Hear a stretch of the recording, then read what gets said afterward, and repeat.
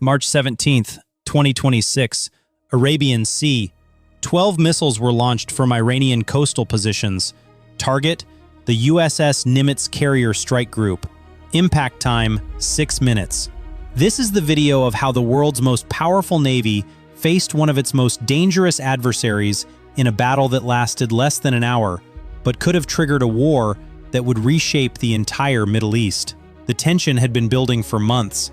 Iran had repeatedly threatened to close the Strait of Hormuz, the critical choke point through which nearly 30% of the world's oil supply flows every single day. The Pentagon's response was unambiguous: deploy the USS Nimitz and make it clear that freedom of navigation was not negotiable. But Iran wasn't intimidated, and they were about to respond. At 0614 hours local time, an E-2C Hawkeye early warning aircraft detected multiple radar signatures lighting up along the Iranian coastline. Within seconds, the data was transmitted back to the carrier. Ballistic missile launches had trained for this scenario hundreds of times, but this wasn't a simulation. This was real, and there was no room for error. Admiral Thomas Kellerman, commander of the Strait, and be ready to strike back if ordered. But first, they had to survive the incoming barrage. The Iranian missiles were a mix of Fateh-110 and Zolfaghar variants, short-range ballistic missiles with solid fuel propulsion, fast, accurate, and deadly if they hit their target.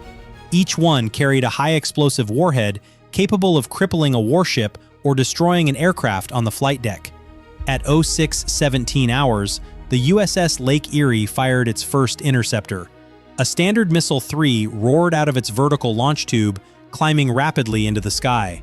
30 seconds later, it made contact. The first Iranian missile disintegrated in a brilliant explosion at an altitude of the sky. Explosions rippled across the horizon. Debris rained down into the sea. The Aegis system was performing exactly as designed, tracking multiple threats simultaneously and engaging them with surgical precision. But then, at 0619 hours, one of the missiles broke through. It came in low, skimming just above. They had trained for this. They armed their weapons and prepared to engage. The lead Hornet fired first. An AGM-88 Harm screamed off the rail, homing in on an Iranian S-300 radar system. The missile struck with devastating precision, obliterating the radar array in a massive fireball. Secondary explosions rippled through the site as ammunition and fuel ignited. The second Hornet followed up with a strike on a mobile missile launcher, the same type that had fired at the Nimitz just minutes earlier. A direct hit. The launcher was destroyed along with its remaining missiles. The third and fourth Hornets targeted command and control facilities, hitting them with precision-guided munitions. Buildings collapsed. Coordinate another attack had been severely degraded. And then, just as quickly as they had arrived, the Hornets turned back toward the carrier. Mission accomplished. No losses. But the political fallout was just beginning. Within hours, Iran issued a statement condemning the American strikes as an response, targeting Iran's missile capabilities across the entire country. Others urged restraint, warning that an all-out war could destabilize the entire region and spike oil prices to catastrophic levels. The president's decision was measured but firm. It would be sent to Tehran. Any further attacks on American forces would be met with overwhelming retaliation. Meanwhile, aboard the Nimitz, the crew was already preparing for the next phase. Intelligence reports indicated that Iran was mobilizing additional forces. Submarines had been detected leaving their bases. Fast attack craft were being armed and fueling the attack. She reminded them of their mission, and she made it clear that the days ahead would be challenging.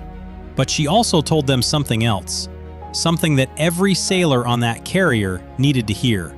They had just proven that the United States Navy force on the planet, and no adversary, no matter how determined, could match them. The applause that followed echoed through the ship's corridors. Morale was high, confidence was unwavering, and the crew of the Nimitz was ready for whatever came next. Because in the end, This wasn't just about one engagement, or one carrier, or even one deployment. This was about defending American interests, protecting global commerce, and maintaining the balance of power in one of the most volatile regions on Earth. And the USS Nimitz, along with her strike group, was the tip of the spear. The days that followed saw a dramatic increase in military activity on both sides. The United States deployed a second carrier strike group to the region, doubling its firepower in the Arabian Sea. Iran, meanwhile, conducted large-scale military exercises, showcasing its missile capabilities and threatening further retaliation. Diplomatic efforts intensified. Allies in Europe and Asia called for de-escalation. The United Nations Security Council held an emergency session, but neither side was willing to back down. For the sailors aboard the Nimitz, life continued in a state of heightened alert. Flight operations ran around the clock. Defensive drills were conducted daily, and every radar contact was